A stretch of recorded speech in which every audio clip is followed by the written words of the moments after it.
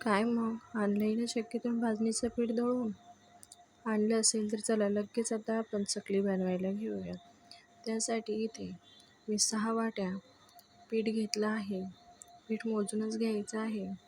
नंतर त्यामध्ये ओवा, पांढरे तीळ टाकून घ्यायचे आहे. मी ओवा इथे असं हाताने त्यामध्ये चोळून मिक्स केला आहे. नंतर पांढरे तीळ टाकून घ्यायचे, चवीनुसार मीठ आणि तिखट टाकून घ्यायचं आहे. तुम्हाला हवी असेल तर तुम्ही इथे हळदही ॲड करू शकता, पण मी नाही केली. नंतर ते मिक्स करून घ्यायचं. कडक तेलाचं मोहन करायचं आणि एका वाटीला 2 चम्मच असं मोहन घालायचं आहे. मी ते 6 वाट्या घेतल्या आहेत, तर 12 चम्मच मोहन घातलं आहे. चम्मच हा छोटा पोहे खाण्याचा आहे.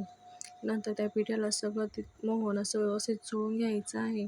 एका हाताने नाही, दोन्ही हातांनी मस्त चोळून घ्यायचं आहे आणि असं पाणी गरम करून घ्यायचं आहे आणि पाणी थोडं करून त्यामध्ये ॲड करायचं आहे. पाणी एकदम ॲड करायचं नाही. आपल्याला त्याचा गोळा असा कोरडाच मळायचा आहे. त्यामुळे अशा पद्धतीने मळून घ्यायचा आहे आणि तो तसाच झाकून ठेवायचा आहे. 15 ते 20 मिनटं त्याला व्यवस्थित झाकून ठेवायचा. त्यातून एअर बाहेर गेला नाही पाहिजे. असं तो झाकून ठेवायचा. 15 ते 20 मिनिटानंतर तुम्ही बघू शकता त्याला कसे वाफ सुटले आहेत आणि नंतर बाकीचा गोळा बाजून काढून ठेवला आहे आणि छोटा गोळा घेऊन त्याला पाण्याचा हात घेऊन त्याला मळून घ्यायचं आहे. इथे थंड पाण्याचा उपयोग करायचा नाही. कोमट पाणी घेऊनच ते मळून घ्यायचं आहे आणि अशा पद्धतीने मळायचं आहे.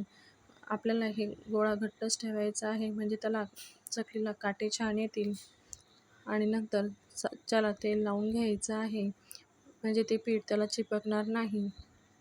अशा पद्धतीने त्यामध्ये गोळा टाकून घ्यायचा आणि साचा बंद करून घ्यायचा आणि लगेच चकल्या पाडायला घ्यायच्या. अशा पद्धतीने ते चकल्या पाडून घ्यायच्या आहे.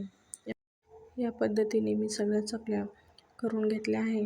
गॅसवरती लगेच कढई ठेवायची आणि तेल तापलं की नाही चेक करायचं. लगेच तेल तापलं असेल तर लगेच सरट्याने अशी चकली अलगद उचलायची आणि एक करून कढईमध्ये सोडायची आहे आणि ती पलटी मारण्याची लगेच घाई करायची नाही. जर आपण घाई केली तर त्या चकल्या तुटू शकतात. त्यामुळे 2 मिनटं त्यांना एका साईडने होऊन द्यायचं आणि नंतर त्याला पलटी करायचं आहे. अशा पद्धतीने तळून घ्यायचे आहे. मी इथे दुसरा घाणही टाकला आहे. तुम्ही बघू शकता इथे चकली तुटली नाही. अशा